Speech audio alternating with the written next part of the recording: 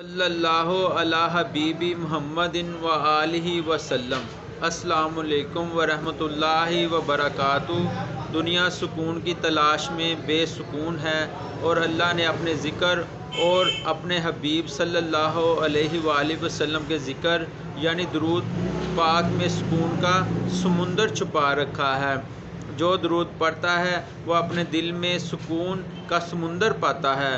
سکون ہی تو اصل چیز ہے۔ سکون ہے تو سب کچھ ہے، سکون نہیں تو کچھ بھی نہیں۔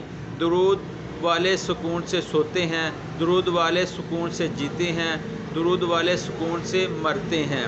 اور بات صرف جینے اور مرنے تک محدود نہیں، بلکہ انشاءاللہ درود والے قبر میں بھی سکون سے ہوں گے، اور بروز قیامت سکون سے قبر سے اٹھیں گے، سکون سے پل صراط پار کر کے سکون سے جنت میں داخل ہو جائیں گے، اور سکون سے ہمیشہ جنت میں رہیں گے انشاءاللہ۔